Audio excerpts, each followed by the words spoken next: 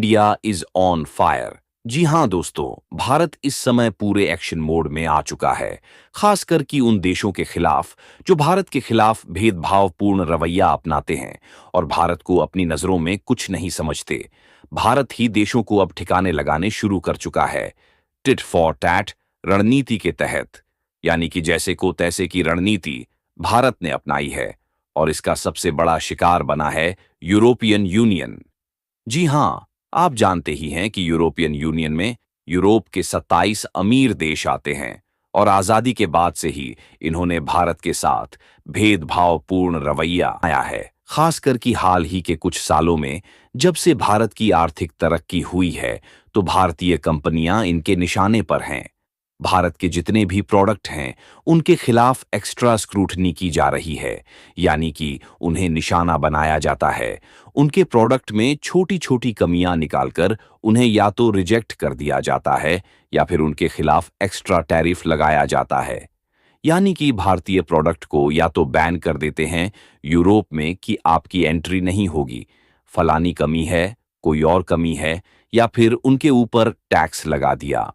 कि इस रणनीति का सबसे बड़ा शिकार बनती है भारत की फूड इंडस्ट्री, जिसे सबसे ज्यादा नुकसान पहुंचाया जा रहा है। लेकिन अब भारत ने यूरोप की रणनीति उन्हीं के खिलाफ चल दी है, यानी कि यूरोप की जो दवाई थी उन्हें ही पिला दी है। कैसे? दरअसल जैसा कि आप स्क्रीन पर देख सकते हैं, रिपोर्ट आई है कि भारत ने यूरोपियन यूनियन के करीबन 1550 से ज्यादा जो फूड आइटम थे वह भारत में आने पर बैन लगा दिया है, उन्हें रिजेक्ट कर दिया है। अब वह भारत में नहीं बेचे जा सकते और इससे यूरोपियन कंपनियों को इतना भयंकर नुकसान हुआ भी नहीं सकते। इतना ही नहीं, सबसे खास बात यह है जो फम्ब्रांसो 50 आइटम पर भारत ने बैन लगाया है, इनमें से करीबन 550 आइटम तो पिछले कुछ महीने में रिजेक्ट करे हैं।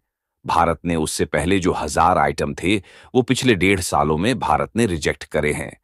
ये एक बहुत बड़ा आंकड़ा है, क्योंकि यूरोपियन फूड कंपनीज के लिए भारत एक ह्यूमस मार्केट है, क्योंकि चीन में इनकी इतनी एंट्री नहीं होती।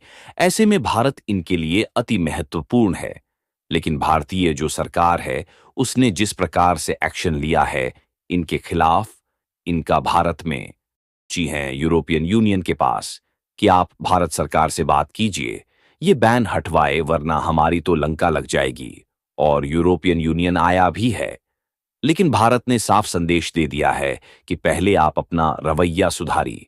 भारतीय कंपनियों के लिए जो भेदभाव आप करते हैं, हमारी कंपनीज हमारे प्रोडक्ट्स के साथ उसे आप ठीक कीजिए, वरना ये तो अभी शुरुआत है, आने वाले समय में ये और तेज होता जाएगा।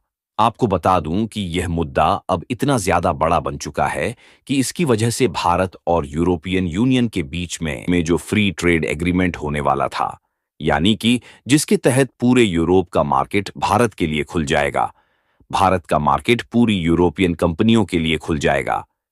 इस एग्रीमेंट में भी अब रोक टोक होनी शुरू हो चुकी है।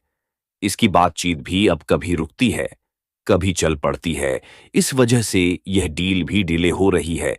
लेकिन भारत ने साफ कर दिया है कि चाहे एफटीएन हो, सबसे पहली शर्त यही होगी, भारतीय कंपनियों के साथ समान रवैया अपनाया जाए, जैसे कि यूरोप में यूरोपियन कंपनियों के साथ होता है।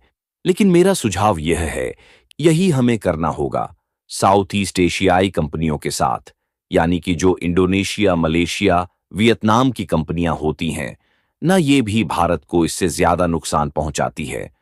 भारत से सबसे ज्यादा कमाई आज की तारीख में यही कंपनियां कर रही हैं और ये छोटी छोटी हैं।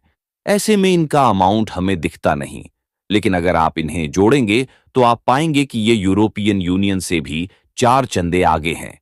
ऐसे में हम इन छोटे छोटे देशों की छोटी छोटी कंपनियों को भी ठीक राह पर लाना।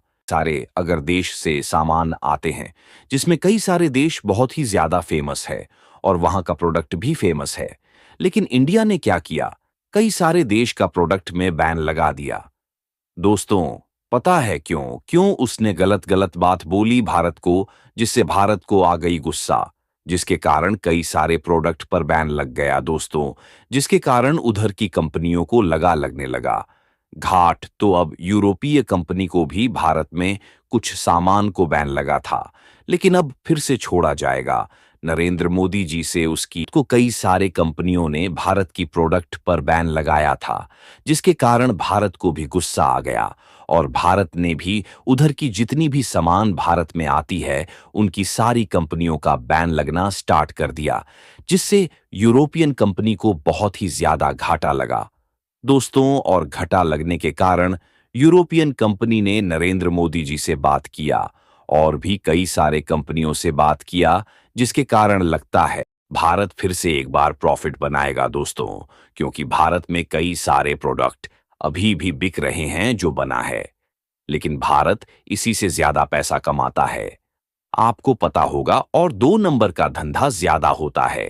भारत में कमेंट में अपना राय जरूर बताइए दोस्तों, और चैनल पर नहीं हो तो चैनल को जरूर सब्सक्राइब कीजिए। भारत में चीन का भी प्रोडक्ट बना हुआ है। आपको पता होगा चीन की जो भी प्रोडक्ट बनती है वह भारत में भी बहन है।